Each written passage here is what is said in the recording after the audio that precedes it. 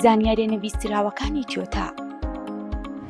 دامەزرێنەری تۆیۆتا ناوی ساکیشی تۆیۆدایە و یەکەم جار لە ساڵی 1933 کارگێکی دامەزران وەک وەرشەیەک بۆ دروستکردنی ئۆتۆمبیل و لە ساڵی 1935 یەکەم نمونەی ئامادە کرد. تۆیۆتا یەکێکە لە کۆمپانیا گەورەکان بۆ بەرهەمهێنانی ئۆتۆمبیل و ژمارەی کارمەندانی نزیکەی 299,000 کارمەندە لە 170 وڵاتی جیهان کە بنکەی سەرەکی لە شاری تۆیۆتایە لە یابان. لە سەرەتادا ناوی کۆمپانیاکە تۆیۆدا بوو، دواتر گۆڕیان بۆ تۆیۆتا چونکە ناوێکی میلیە و دەگونجا لەگەڵ زمانی ئینگلیزی و یابانی. کۆمپانیاکە لە پەنجاکاندا کۆمەڵێک نمونەی ئامادە کرد. ناودارترینیان لاند کروزەر لە ساڵی 1951 و کراون لە 1955 و کرۆنا لە 1957.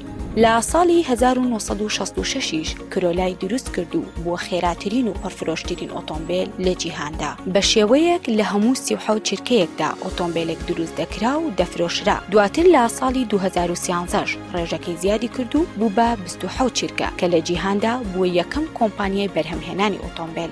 تۆیۆتا باشترین ئۆتۆمبیلە لە ڕووی نرخەوە لە کاتی فرۆشتنەوەدا، بەتایبەت جۆرەکانی تۆیۆتا لاند کروزەر و کرۆلا و پیریۆس. ساڵانە کۆمپانیاکە 9 میلیارد دلار تەرخان دەکات بۆ توێژینەوە دەربارەی دیزاین و داهاتوی ئۆتۆمبیلەکانی. هەروەها ساڵانە 5 ملیۆن ئۆتۆمبیلی جۆراوجۆر بەرهەم دێنێت و کۆمپانیای لیگزیزیش لقێکە لە تۆیۆتا. پاش BMW و ڤۆڵگسڤاگنی ئەڵمانی، مەکینەی تۆیۆتا خەڵاتی جیهانی باشترینی وەرگرتووە. تۆیۆتا لە مارکەی کۆکاکۆلا بەناوبانگترە، بە شێوەیە کۆلا وەک مارکە تەنها لە 100 دەوڵەتدا کار دەکات، بەڵام تۆیۆتا لە 170 دەوڵەتی دنیادا کار دەکات.